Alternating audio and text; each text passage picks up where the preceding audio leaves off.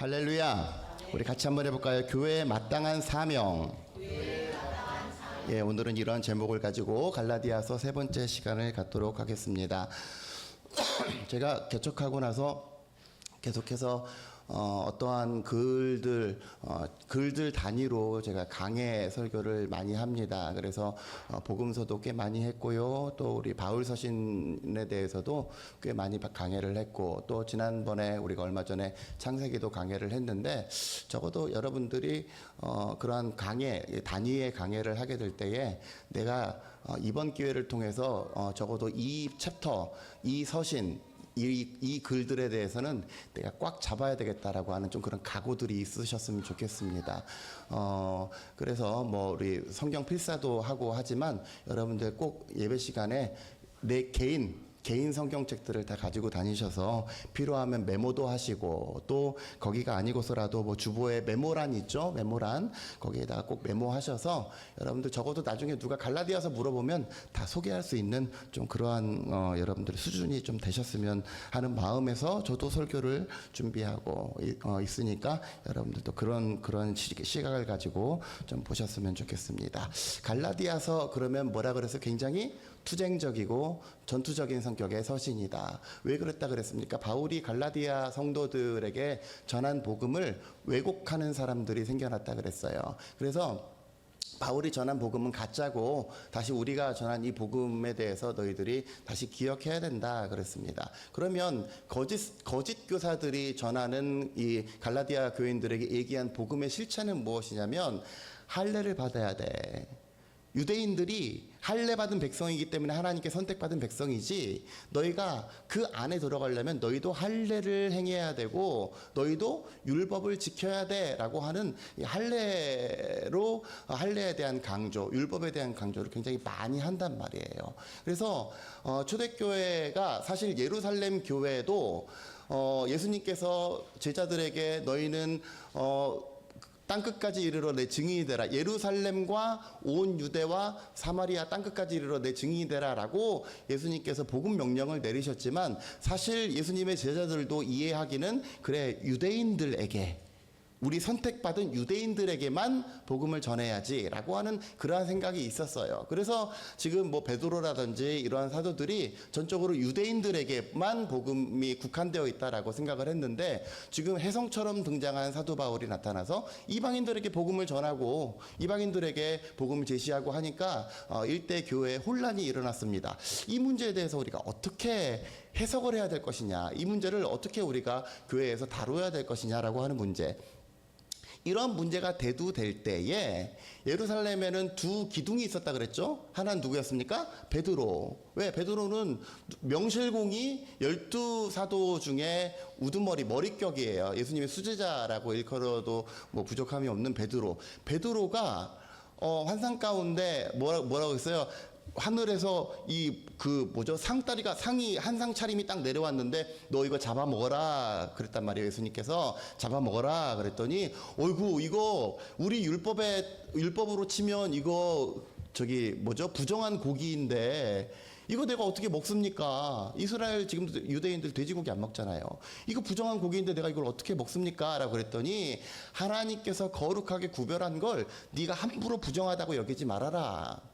그 환상을 딱 깨고 나서 이러저러 일련의 사건을 통해서, 하나님께서, 우리는 내 어떤 율법적인 잣대를 가지고 이 사람은 부정한 사람이니까 이 사람 복음에서 제외, 이 사람은 평소에 살아가는 모습 보니까 이 사람은 제외, 이렇게 해버리는데, 하나님은 모든 사람이 구원받기를 원하시는, 하나님은 모든 사람이 구원에 이르기를 원하시는 것, 이것이 하나님의 뜻이다라고 하는 것을 깨닫게 되었습니다. 여러분, 우리가 우리의 삶 가운데 전도 대상자를 아직도 정하지 못한 이유는 뭡니까? 내 주변 사람들을 살펴보면, 이 사람은 이래서 안 되고, 이 사람은 시간이 없어서 안 되고, 저 사람은 평소에 주색 잡기 좋아하니까 저 사람은 교회랑 거리가 먼 사람. 내가 전해보지도 않고 다 제껴놓잖아요. 이 사람 이래서 안 되고, 저 사람 저래서 안 되고. 그게 아니란 얘기죠. 이 당시에 사도들도 마찬가지였어요. 저 사람은 외국이니까 당연히 안 되고, 이 사람 유대인 아니니까 안 되고, 이 사람 유대인이긴 한데 성정이 고약하니까 안 되고, 하나님이 거룩하게 구별하신 그 영혼을 우리 인간의 잣대로 함부로 속되다 여기지 말아라. 이것이 초대교회의 빅 이슈였습니다. 그래서 오늘 갈라디아서 2장을 보게 되는데 2장 1절 한번 보세요. 2장 1절 14년 후에, 그러니까 이 14년 후에라고 하는 건 지금 그 갈라디아서 1장에 예루살렘에 올라간 다음에 또 어느 정도 시간이 14년이라는 시간이 지난 거죠. 내가 바나바와 함께 디도를 데리고 다시 예루살렘에 올라갔다. 이 예루살렘에 올라간 그 이유는 이 문제를 가지고 예루살렘에서 소위 사도회의가 열렸습니다. 이 사도회의는 사도행전 15장에 굉장히 자세하게 장황하게 이렇게 기록이 되어 있는데, 이 사도행전 15장의 결의 덕분에 오늘날 우리가 그리스도인이라고 일컬음 받을 수 있는 중요한 사건이 바로 생긴 거예요. 한번 우리 성경 한번 보시죠. 사도행전 15장.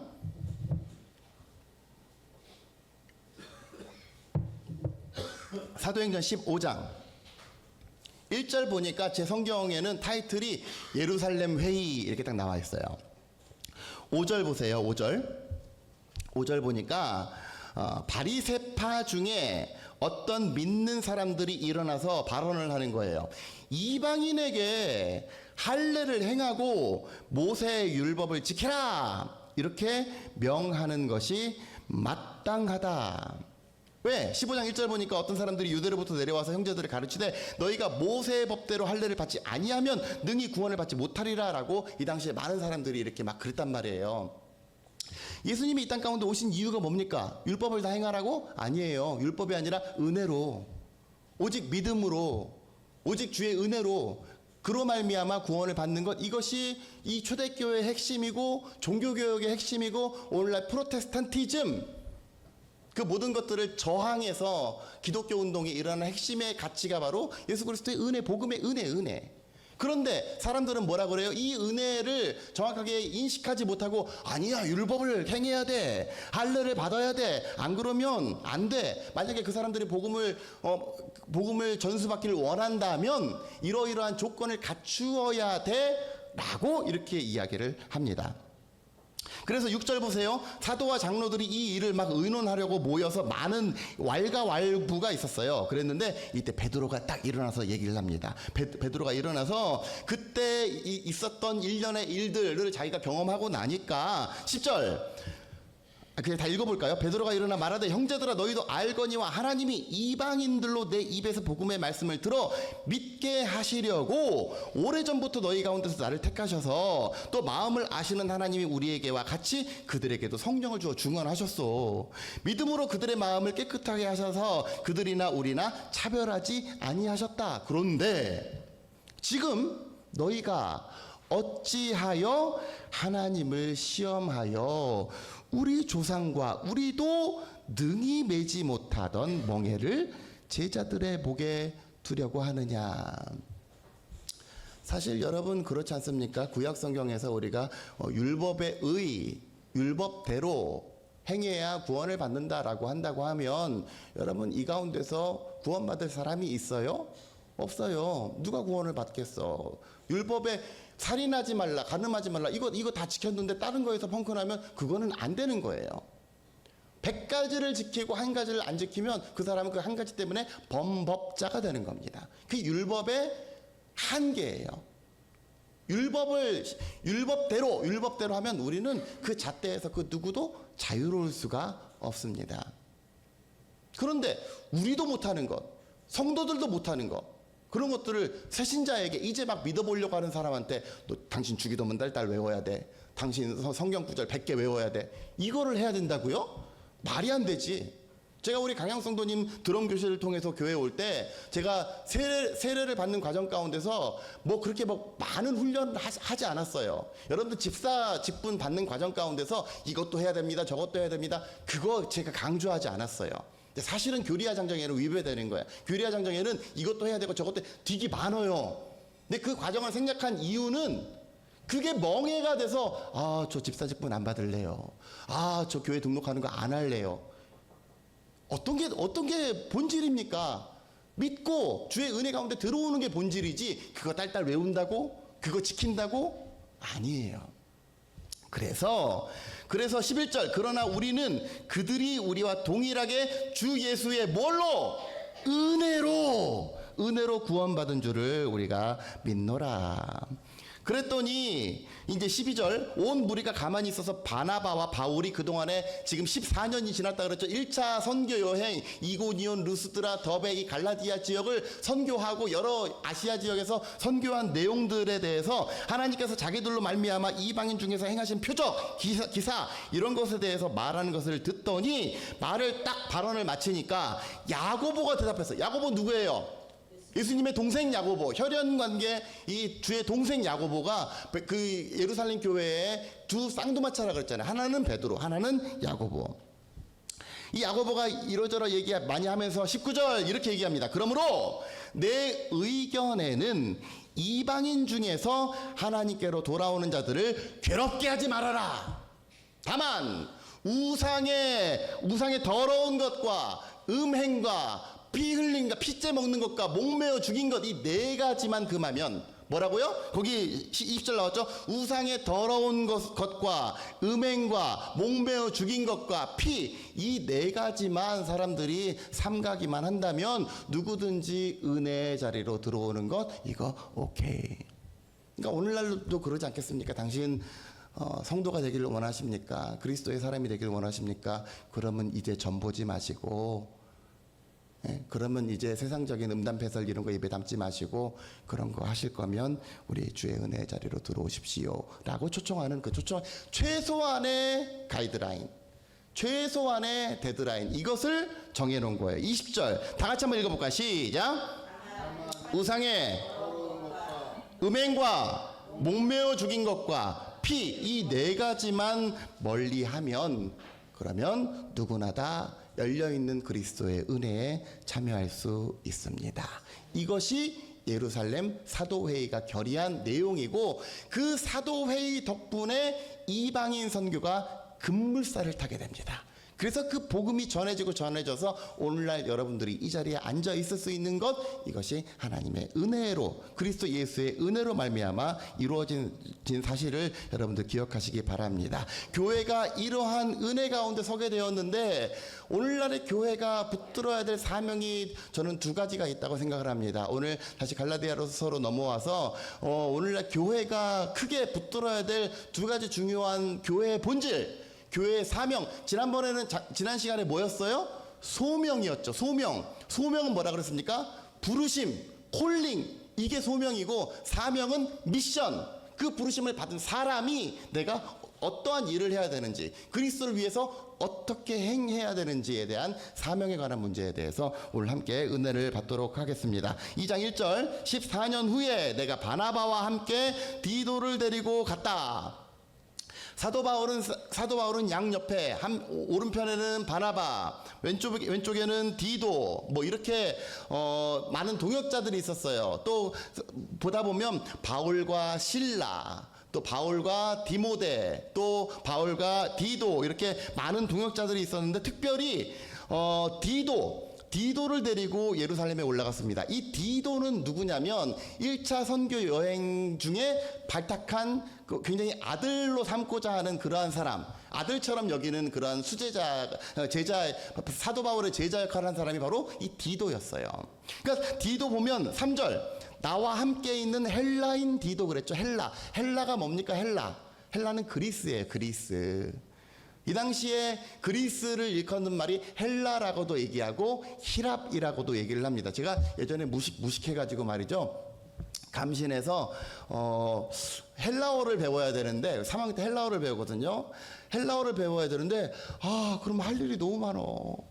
헬라어도 배워야 되고 히랍어도 배워야 되면 도대체 손은 누가 끼워, 뭐 이랬단 말이에요. 근데 헬라어랑 히랍어랑 같은 말이에요. 헬라어, 히랍어, 그리스어, 이게 전부 다 같은 의미인 겁니다. 그래서 헬라 그러면 그리스인이라고 하는 그런 의미인 건데, 어쨌든 유대식으로 보면 이방인에 해당되는 거죠. 그래서 이 헬라인 디도를 데리고 예루살렘에 올라갔는데, 계시를 따라 올라가 내가 이방 가운데서 전파하는 복음을 그들에게 제시했다. 그러니까 여러분, 지금 이 갈라디아서 2장 2절은 아직 사도회의가 결의된 때입니까? 결의되기 전입니까?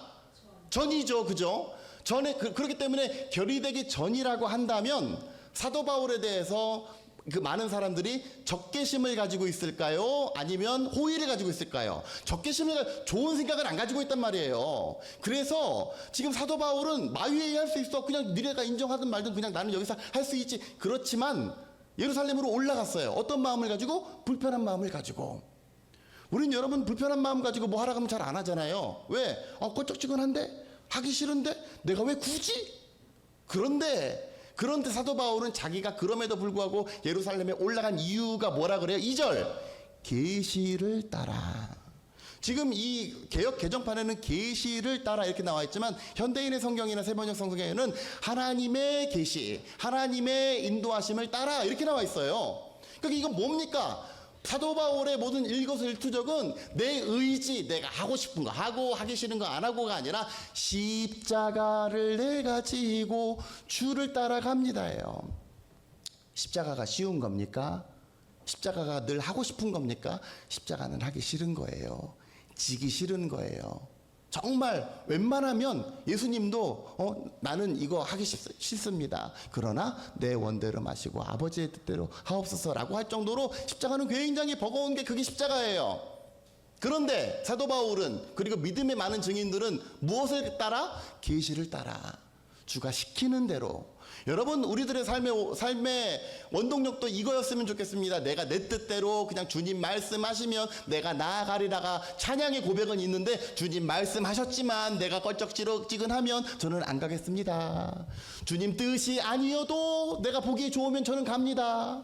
세상으로 갑니다.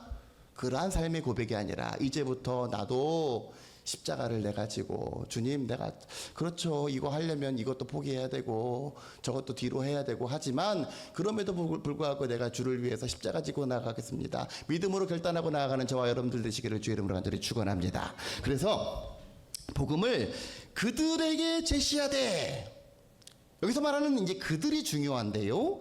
그들이 누구냐면 유력한 자들입니다. 유력한 자들. 여기서 말하는 유력한 자들을 다른 말로 말하면 예루살렘 교회의 실세들, 소위 목소리 큰 사람들. 그 사람들이 유력한 자들이에요. 그 유력한 자들에게 사사로이 뭘 했다? 이방 가운데서 전파하는 그 복음을 그들에게 설명을 했다 그랬어요. 그 이유가 무엇이냐? 내가 다름질하는 것이나 다름질한 것이, 이건 똑같은 말이 두 번 나와 있는 것 같죠? 그런데 시제가 내가 다름질하는 것, 이후에 다름질해 가고 있는 현재 그리고 미래의 모든 다름질하는 내용이나 그리고 다름질한 것, 과거 이때까지 모든 다름질한 나의 모든 것들이 헛되지 않게 하려면 여기서 뭔가 결단이 나야 되기 때문에 내가 그들에게 내가 전한 복음의 내용을 설명한 거야 라고 얘기를 합니다. 여러분 예루살렘 교회에는 지금 유력한 자들, 소위 말하는 눈치 봐야 되는 사람들이 많이 있었어요. 사도 바울의 입장에서. 그런데 지금 그들에게 먼저 이렇게 구구절절 얘기하는 건 내가 그들에게 눈치를 보기 때문이 아니라 이 모든 것들을 해야, 그들에게 납득을 시켜야, 그래야지 이방의 선교가 급물살을 탈 것을 알기 때문에 자신이 걸어온 모든 길이 헛되지 않게 하기 위해서 지금 그들 가운데 설명하고 있다 그렇게 얘기를 해요. 근데 3절 그러나 나와 함께 있는 헬라인 디도까지도 억지로 할례를 받게 하지 아니하였다. 그렇죠. 그들에게 만약에 잘 보이려면 여기 내 수제자입니다. 내 제자 디도입니다. 그럼 그 사람들 제일 먼저 뭐 하겠습니까? 이 사람 할례 받은 사람이야? 이 사람 직분이 뭐야? 그러죠. 직분이 뭐야? 세례 받았어? 이런 걸 먼저 물어보지 않겠습니까? 그러면 사도 바울이 그 사람들을 납득시키기 위해서는 뭐가 좋겠어요? 기왕이면 이 사람은 특별히 세례를 받은 사람 내가 데리고 다니는 겁니다. 이렇게 얘기를 해야 좋은데 억지로 할례를 받지 않게 했다 이거예요. 그 이유가 뭐냐 이거야. 그 이유가 4절 이는 가만히 들어온 거짓 형제들 때문이라 그들이 가만히 들어온 것은 그리스도 예수 안에 우리가 가진 자유를 엿보고 우리를 종으로 삼고자 함이로되 그들에게 우리가 한시도 복종하지 아니하였다. 지금 쟁점이 뭐라 그랬어요? 그리스도인이 되기 위해서는 할례를 받아야 되느냐 말아야 되느냐. 그죠? 할례를 받은 사람에게만 전해야 되느냐 아니면 받지 않은 사람에게도 전해도 되느냐, 이것이 중요한 것인데 사도 바울은 윗사람의 눈치를 보지 않았어요. 왜? 뭐가 중요하니까. 5절 이는 복음의 진리가 항상 너희 가운데 있게 하기 위해서. 여러분, 교회에 사명이 있다고 한다면 복음의 진리를 늘 붙잡고 나아가는 것, 복음의 진리 가운데 사는 것, 이것이 교회의 첫 번째 사명인 줄로 믿습니다. 여러분, 진리가 뭡니까? 진리는 어떤 상황 가운데서도 흔들리지 않는 것, 이게 진리예요. 흔들리지 않는 편안함, 이게 그건 에이스 침대고, 진리는 어떠한 상황 가운데도 흔들리지 않는 것, 이게 진리입니다. 이게 진리. 이 복음의 진리에 대해서 이야기를 하는데, 예? 사도 바울이 특별히 복음이, 이 예수 그리스도의 복음이라고 하는 건, 복된 소식이라고 하는 건 나 같은 죄인까지도 살리기 위해서 피 흘리신 그 복음의 그 예수 그리스도의 그 은혜로 말미암아 내가 구원받는 것, 이것이 복음일진데, 저 사람들, 저 유력한 사람들, 저 막 도끼는 뜨고 있는 사람들을 납득시키기 위해서 그거를 너 할례 좀 받아, 이렇게 한다고요? 그거 아니라는 거예요. 여러분, 한국 교회는 사실은 장로님들 때문에 성장한 건 사실이지만 장로들 때문에 교회가 망한 것도 사실입니다. 전자에는 내가 님자를 붙였지만 후자는 장로들, 이렇게 얘기를 했죠. 그 뭐냐면 교회를 정말 아름답게 섬기는 장로님들의 손길 덕분에, 예? 초대교회가, 그리고 오늘날의 교회도 굉장히 든든하게 협력자, 조력자가 되어서 서가는 것 맞아요. 그런데 장로들이 교회에서 입김이 세져가지고, 내가 장로인데, 내가 교회에서 헌금을 얼마나 했는데, 내가 여기서 뭘 맡고 있는데, 이거 얘기하는 순간 그 교회가 나락으로 가는 거예요. 제가요, 예전에 저기 대치동에 있는 어느 교회에 전도사로 가서, 파트타임 전도사로 신학대학교 다니는 동안에 파트타임으로 갔는데, 하여튼간 저의 어떤 이력서에 있어서, 그 이력에 있어서 정말 뺄 수만 있으면 빼고 싶은, 다시는 기억하고 싶지 않은, 왜냐면 2달 만에 제가 못 버티고 나왔거든요. 박차고 주일날, 그것도 주일날 예배 끝나고 제가 박차고 나왔어요, 그 교회를. 그러니까 어떠냐면, 제가 딱 갔는데 거기 있는 이제 권사님 한 분이 저를 막 이게 사람들한테 소개해 주는 거예요. 이분은 연대 무슨 교수님이시고, 이분은 굴지의 기업의 회장님이시고, 그 교회가 크지 않거든요. 상가에 있는 교회인데 아마 아시는 분도 계실 거예요. 이야, 희한하게 거기 구성원들이 다 내노라 하는 분, 뭐 어디 뭐 서울대 박사님이시고, 뭐 연대 교수님이시고, 막 이러는데 사람이, 야, 이렇게 작아질 수 있구나. 근데 여러분, 그렇잖아요. 교회에서 사람을 소개를 하는데 이분은 세상에서 뭐 하는 사람이고, 세상에서 뭐 하는 사람이고, 그게 뭐 어쨌다고. 그 교회는 그게 자랑거리야. 그게 프라이드예요. 그래서 세상의 지위가 높은 사람이 발언이 센 거예요. 그래서 심지어 담임 목사마저도 좌지우지할 수 있는 권세를 갖고 있었어요. 우리 교회 출신은 감신 지금 교수로 있고 말이죠. 막 이러니까 막 나만 하지를 못하는 거예요. 제가 예전에 설교를 하다가, 우리 교회도 그 당시에 막 중국 선교가 한참이었을 때, 뭐 부모님도 계시고 그랬으니까 우리 교회도 나중에 중국 선교 좀 소망해서 우리 젊은 친구들 같이 좀 갔으면 좋겠습니다. 그랬더니 예배 후에 기획위원회가 열렸어요. 네가 뭔데 그거를 함부로 정하니? 아니, 제가 뭐 잘못했습니까? 그죠? 얘기할 수도 있는 거지. 네가 뭔데 그걸 그 방향, 교회 방향을 막 정해버리고. 이제 그런 일들이 있고 나니까요, 설교하기가 되게 조심스러워지는 거예요. 뭐 얘기하면, 이거 또 들고 일어나는 거 아니야? 또 이거 내가 이거 뭐 기획위원회 열리는 거 아니야? 사람이 굉장히 쪼그라드는 거예요. 제가 우리 잠실 지방에 와가지고 이제 수련목 하기 전에 또 그때도 파트타임 전도사였죠.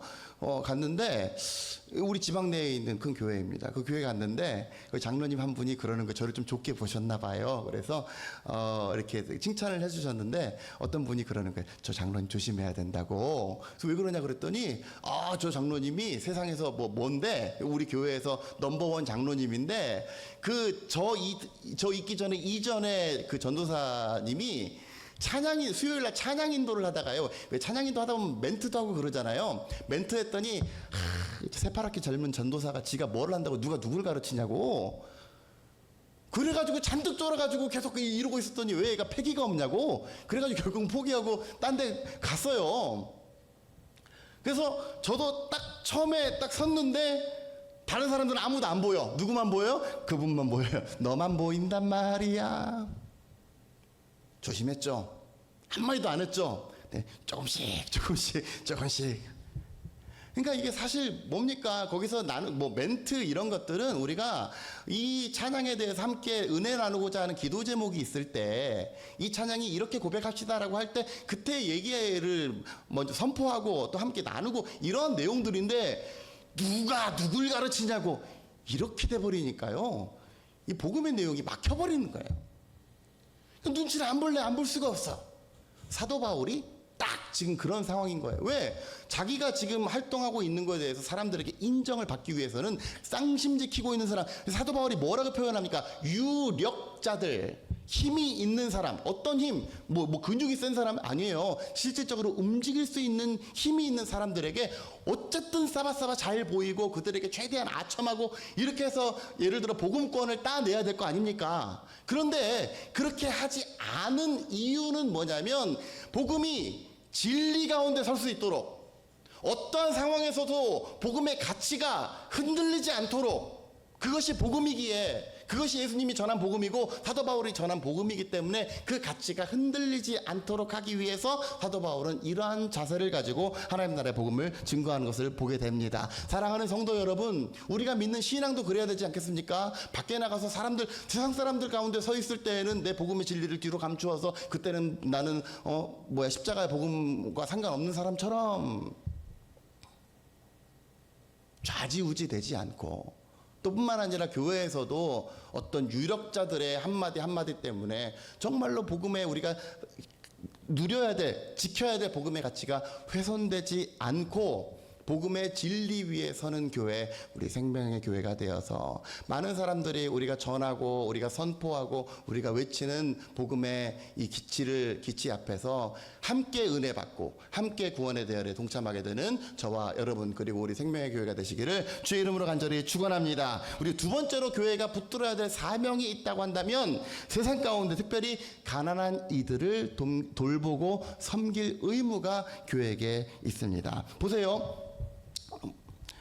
6절부터 9절까지 여러분들 그러한 내용이었던 것을 여러분들 보시고 10절 다만 여기서 말하는 다만은 뭐예요? 지금 초대교회가 이렇게 결의했다. 그래서 이방인들에게도 오케이 그래 복음을 전해. 그런데 이거 하나는 명심해야 돼 라고 하는 게 그 10절의 내용이에요. 다만 우리에게 가난한 자들을 기억하도록 부탁하였다. 그리고 이것은 초대교회가 부탁해서 하는 것이 아니라 나의 지금 1차적으로 선교했던 지난 10수년간의 선교의 원리 여정 가운데서도 본래부터 내가 힘써왔던 것이다 라고 사도 바울은 설명하고 있는 것을 보게 됩니다. 뭐예요? 가난한 자들을 돌볼 의무. 예수님께서 제자들을 부르셨을 때 뭐라고 얘기합니까? 너희는 세상의 빛이고 소금이다. 소금이 만일 그 맛을 잃으면 무엇으로 짜게 하리요? 다만 밖에 버리어 많은 사람들에게 짓밟힐 뿐이다. 그 빛과 소금의 역할을 감당하는 것이 교회가 돼야 돼요. 여러분 제가 절기 때마다 우리가 추수감사절 때 구제사역하고 우리가 불과 재작년인가요? 위드미 나눔하고 하는 게 사실 우리가 누가 누구를 돌봐요.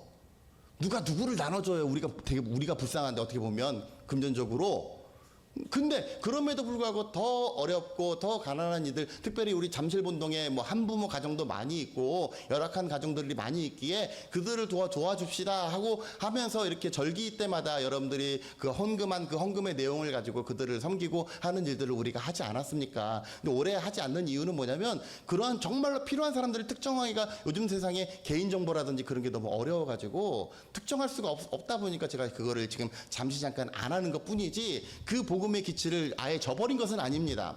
교회가 마땅히 나아가야 될 방향은 뭐냐면 우리 교회가 윤택해지고 잘되고 좋지요. 그런데 이와 동시에 더불어 우리가 잘됨을 통해서 많은 사람들에게 선한 영향력을 끼치는 것, 이것이 교회의 사명인 줄로 믿습니다. 그래서 우리가 예전에 어떻게 했어요? 막 연탄 나르기도 하고 쌀 나누기도 하고 이런 모든 일들을 하는 게, 그래야 선한 영향력을 공급해야 그들이 그걸 받고 예수 믿든 안 믿든 그리스도의 이름으로 그들에게 사랑을 베풀고 그들에게 하나님께서 관심 있으심을 증거하고 전파하는 것, 이것이 교회의 사명입니다. 제가요, 저는 나중에 정말 꿈이 있다면 저 아프리카에 우물 파기를 좀 했으면 좋겠어요. 예전에 일밤 있죠. 제가 일밤 얘기하니까 굉장히 오래된 얘기 아닙니까? 예전에 제 전도사 시절에 일밤에서 단비 프로젝트라고 해가지고 거기서 이렇게 굴착기 뭐 이런 거 이렇게 드릴 이런 거 해가지고 저기 아프리카 뭐 이렇게 짐바브웨라든지 이런 지역 가가지고 막 우물 그 물이 있는 곳을 찾아가지고 막 물 떨어져가지고 우물 파고 했던 게 그렇게 참 저는 감동이 많이 와닿았습니다. 그래가지고 야, 저거를 세상이 할 게 아니라 저거 교회가 해야 될 사명인데, 교회가 저들 가운데 정말 물이 없어가지고 오늘 얼마나 물을 물 쓰듯이 씁니까? 그런데 거기는 먹을 물, 뭐 씻을 물 이런 거 없어가지고 애들이 가끔 요즘에 뭐 굿네이버스라든지 초록우산이라든지 이런 거 보면, 월드비전이라든지 그런 거 보면 그 캠페인으로 나오잖아요. 그 물이 없어서 막 몇 킬로를 왔다 갔다 해야 되는 그런 아이들에게 위로를 줬으면 좋겠다. 그게 교회의 사명이 되었으면 좋겠다. 여러분 나중에 저랑 같이 가실 분 있으면 삽 들고 여권 들고 이렇게 오시기 바랍니다. 저는 나중에 우리 성도들이 다 함께 한번 좀 그런 일들을 했으면 좋겠어요. 얼마나 아름다운 비전입니까? 교회가 단순히 뭐 시설 뭐 늘리고 뭐 스피커 달고 뭐 하고 그러는 데에만 힘쓰는 것이 아니라 이 세상 가운데 열린 마음을 가지고 그리스도의 위로로, 그리스도의 사랑으로 그들 가운데 다가가게 될 때에 참 복음의 가치가 그들에게도 전달되게 되는 줄로 믿습니다. 로마가 제국을 이룰 때 팍스 로마나라고 불렸던 시대가 있었어요. 그 로마 제국이 그 광대한 영토를 확장하고 제국을 이룰 수 있었던 가장 첫 번째 이유가 뭔지 아십니까? 가는 곳곳마다 제일 먼저 길을 닦았어요. 길을 냈어요. 그래서 뭐라고 얘기합니까? 모든 길은 그래 로마로 통한다. 길을 막 냈어요. 그런데 중국은 어떻게 됩니까? 중국은 많은 사람들, 외적들이 쳐들어오는 걸 방비하기 위해서 진시황 때 뭘 쌓았어요? 만리장성을 쌓았어요.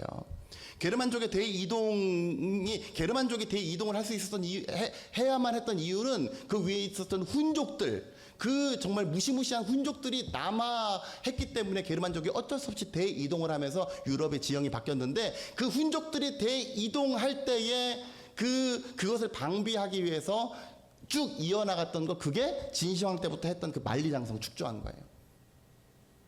중국은 외부로부터 오는 적들을 막기 위해서 성을 쌓았지만 결국 오늘날의 뭐 패권을 다툰다라고 하지만 얼마나 많은 역사의 뒤안길 가운데서 사라졌다가 또 왕조가 생겨났다가. 근데 모든 길은 로마로 통한다. 모든, 아까 전에 제가 그 헬라에 대한 얘기를 했지만 이 당시 세계를 그레코 로만 시대라고 얘기를 합니다. 그레코 로마는 무슨 의미냐면 그리스 그리고 로마. 문화적으로는 그리스가 장악을 했지만 군사적으로나 어떤 정치 경제적으로는 로마가 패권을 차지했기 때문에 이 시대를 그레코 로망 시대라고 이렇게 이야기를 해요. 그 배경엔 뭐가 있습니까? 길을 내는 것. 교회는 성 쌓는 교회, 폐쇄된 교회가 아니라 길 닦는 교회가 돼야 된다고 생각을 합니다. 세상 가운데 열린 마음을 가지고 자꾸 교회 안에 사람들만 서로 좋고, 그것이 아니라 우리가 나누고 우리가 가지고 있는 복음의 기치를 많은 사람들에게 전하고 알리고, 원 크로스 원, 내가 누군가에게 십자가를 전하고, 굳이 십자가가 아니더라도 힘들고 어려운 이들을 돌보는 그러한 일들을 감당하게 될 때에, 오늘날 코로나 때문에 얼마나 교회가 참 침체되고 또 세상으로부터 지탄을 받습니까? 오늘 이따가 복된 교회 가가지고 우리 많은 교회들이 합심해서 기도할 내용 중에 이것도 있습니다. 그리스도인이 다시 빛과 소금 역할을 감당하는 사람들 되어서 코로나 이후에 땅에 떨어진 이 복음의 기치가, 교회의 가치가 다시금 일어설 수 있는 귀한 교회들 되게 해달라고. 이것이 비단 전체를 위한 기도가 아니라 우리 생명의 교회를 위한 기도가 되었으면 좋겠습니다. 우리 교회가 그냥 우리끼리 좋고 말지, 우리끼리 훗날 천국 가지, 천국의 약속이 있지, 이곳에만 머물러 있는 것이 아니라 좌로도 우로도 흔들리지 않는 복음의 기치를 가지고 세상 사람들에게 복음을 제시하고, 은혜를 제시하고, 배고픈 이들에게 빵을 제시하고, 심령이 힘든 이들에게 다가 손붙잡고 기도해 줄 수 있는 그런 길 닦는 교회가 되어서 훗날 우리 모두 하나님 앞에 갔을 때 잘했다 칭찬받는 믿음의 사람들, 믿음의 교회가 되게 되는 줄로 믿습니다. 이러한 마음을 가지고 함께 나아가는 저와 여러분들 되시기를 주의 이름으로 간절히 축원합니다.